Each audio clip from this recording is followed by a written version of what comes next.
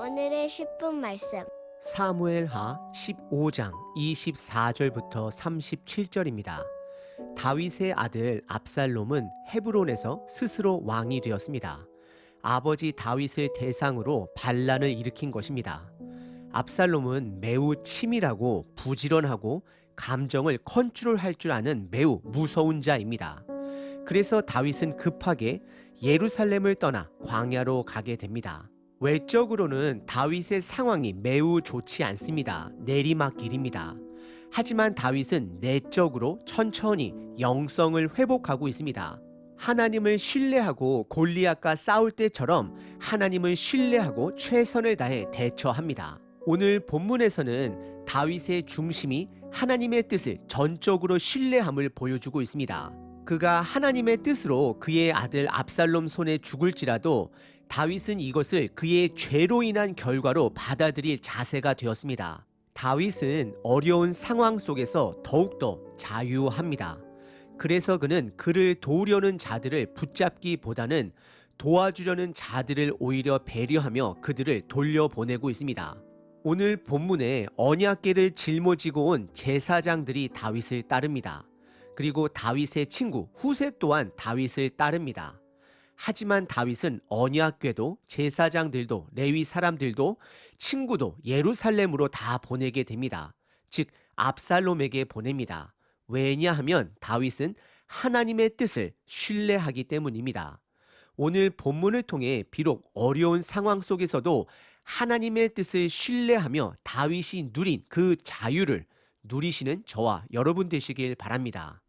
오늘 본문은 크게 두 부분으로 나눌 수 있습니다. 첫 번째, 다윗은 제사장과 레위 지파 사람들과 언약궤를 돌려보냅니다.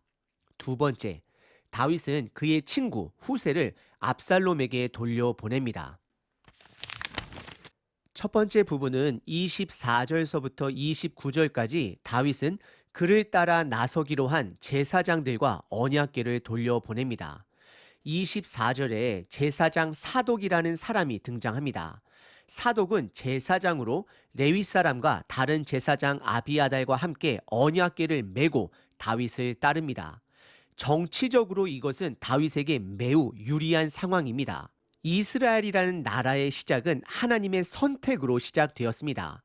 아브라함으로 시작해서 그의 자녀들이 애굽의 노예가 되었고 모세를 통해 그들을 약속의 땅으로 이끌어내셨습니다. 그때 하나님의 임재의 상징은 성막이었습니다. 그리고 성막에서도 가장 핵심적인 것은 바로 언약궤입니다. 그 언약궤가 지금 다윗의 손 안에 있는 것입니다. 그리고 제사장들과 레위 사람들이 다윗을 따른다라는 것은 압살롬에게 매우 불리한 상태입니다. 비록 압살롬은 예루살렘 성전은 가질 수 있었겠지만 제사장과 언약궤를 갖지 못할 수 있는 상황입니다. 하지만 25절에 다윗은 언약궤와 제사장들과 레위 사람들을 예루살렘으로 돌려보냅니다. 왜냐하면 다윗은 언약궤가 아닌 하나님의 뜻을 더 신뢰하기 때문입니다. 25절과 26절입니다. 다윗 왕이 사독에게 이르되 보라 하나님의 궤를 성읍으로 도로 메어 가라. 만일 내가 여호와 앞에서 은혜를 입으면 도로 나를 인도하사 내게 그 궤와 그 계신대를 보이시리라. 그러나 그가 이와 같이 말씀하시기를 내가 너를 기뻐하지 아니한다 하시면 종이 여기 있사오니 선히 여기시는 대로 내게 행하옵소서 하리다라고 다윗은 고백합니다. 다윗은 언약궤가 아닌 하나님의 은혜를 간구합니다. 하나님의 뜻을 신뢰합니다. 그리고 하나님의 뜻이 심판이면 그것 또한 받아들일 자세가 되어 있음을 고백하고 있습니다. 다윗은 사무엘상 4장의 실수를 반복하지 않습니다.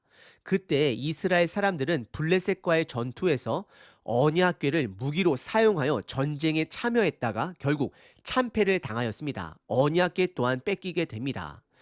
전쟁의 승리는 언약궤의 여부에 있는 것이 아니라 하나님의 은혜에 있다라는 것을 다윗은 알았습니다. 그리고 이어서 다윗은 27절부터 29절까지 그를 따르기로 결정한 두 명의 제사장들 사독과 아비아달 그리고 그들의 두 아들 아히마아스와 요나단을 성으로 돌아가 다윗이 알아야 할 소식이 있으면 전달을 부탁하며 그들을 돌려보냅니다. 오늘 본문의 첫 번째 부분은 다윗이 제사장과 언약궤를 다시 예루살렘으로 돌려보냅니다. 왜냐하면 지금 그에게 필요한 것은 언약궤가 아니라 하나님의 은혜이기 때문입니다. 저와 여러분들에게 필요한 것 또한 하나님의 은혜입니다.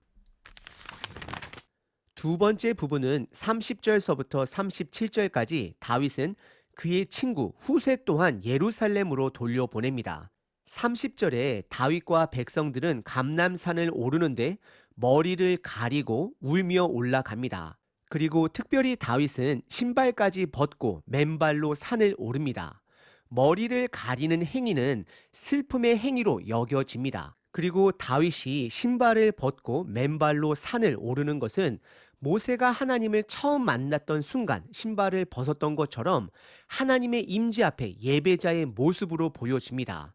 다윗에게 필요한 것은 하나님의 은혜입니다. 그리고 바로 이어지는 31절에 다윗은 소식 하나를 듣게 됩니다. 그것은 다윗의 측근이었던 아히도벨이 드디어 압살롬 편에 서게 된 것입니다. 아히도벨은 다윗과 함께 정책을 나눈 모사입니다. 아히도벨은 다윗의 모든 지략을 다 아는 자입니다. 그래서 다윗은 매우 당황해합니다. 그리고 다윗의 반응은 바로 기도입니다. 하나님께 아히도백의 모략을 어리석게 해달라 하나님께 간청합니다. 31절입니다. 어떤 사람이 다윗에게 알리되 압살롬과 함께 모반한 자들 가운데 아히도벨이 있나이다 하니 다윗이 이르되 여호와여 원하옵건대 아히도벨의 모략을 어리석게 하옵소서라고 기도하고 있습니다. 그리고 이어지는 32절에 아렉 사람 후세가 등장합니다. 이것은 성경이 의도적으로 다윗의 기도 이후에 후세의 등장을 기록합니다. 왜냐하면 다윗의 기도는 후세를 통해 이루어지기 때문입니다. 후세는 아히도벨의 책략을 나중에 무산시키게 하는 자가 됩니다. 우리는 여기서 두 가지를 반드시 기억해야 합니다. 첫 번째, 다윗처럼 반응해야 합니다. 내가 당황할 때에 하나님께 기도해야 합니다. 그리고 두 번째, 하나님은 우리 모든 기도에 예스로 답을 하시지는 않으시지만 반드시 그분의 뜻대로 반응하실 것에 신뢰를 해야 합니다. 즉, 그분의 뜻을 신뢰해야 합니다. 다윗은 그를 따르려고 하는 후세를 향해 33절과 34절에 그를 예루살렘으로 다시 돌려보냅니다. 그리고 그곳에서 오히려 본인에게 도움이 되어달라 요청을 합니다. 다윗은 그에게 압살롬을 속여 그의 부하가 되어 아히도벨의 모략을 방해해달라 임무를 주고 있습니다. 그리고 35절에 그와 함께하는 제사장들의 이름 사독과 아비아달 그리고 그 두 아들들이 함께 뜻을 하고 있음을 알려주고 있습니다. 그리고 37절에 후세가 예루살렘으로 돌아가고 압살롬 또한 예루살렘을 점령하였음을 성경은 말하고 있습니다. 오늘 본문의 두 번째 부분은 다윗을 따르려고 하는 후세를 임무와 함께 예루살렘으로 다시 돌려보냅니다. 오늘 본문 다윗의 모습을 통해 우리들은 두 가지를 생각해 볼 수 있습니다. 첫 번째, 여러분들은 나의 뜻이 아닌 하나님의 뜻을 신뢰하시나요? 나의 뜻만을 고집하면 불안한 삶을 살게 됩니다. 모든 상황들을 통제하고 싶어집니다. 하지만 하나님의 뜻을 다윗처럼 신뢰하게 되면 그에게 있으면 유리한 사람들, 언약궤를 돌려보낼 수 있습니다. 그것에 집중하지 않습니다. 15장의 다윗은 사람도 버리고 언약궤도 버리고 신발도 버리며 하나님의 은혜만을 간구하며 광야로 나아갑니다. 왜냐하면 그는 하나님의 뜻을 신뢰하고 받아들이기 때문입니다. 두 번째 우리들이 생각해 볼 점은 다윗은 그의 측근 아비도벨이 압살롬에게 넘어갔음을 알게 되자 적지 않게 당황합니다. 이것은 저와 여러분들의 현실적인 모습입니다. 아무리 하나님을 신뢰한다 고백하지만 우리 앞에 벌어지는 상황들은 우리를 당황하게 합니다. 그때 우리는 다윗처럼 기도로 하나님을 붙들어야 합니다.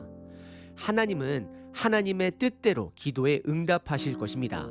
우리들은 나의 뜻이 이루어지기를 바라는 마음으로 때를 쓰는 자가 아닌 기도를 통해 하나님의 뜻을 알아가는 것이 더 복되고 중요한 것임을 기억하셔야 합니다. 오늘 하루 저와 여러분들을 당황하게 하는 모든 것에 기도로 반응하시고 하나님의 뜻을 신뢰하며 자유함을 누리시는 저와 여러분 되시길 바랍니다.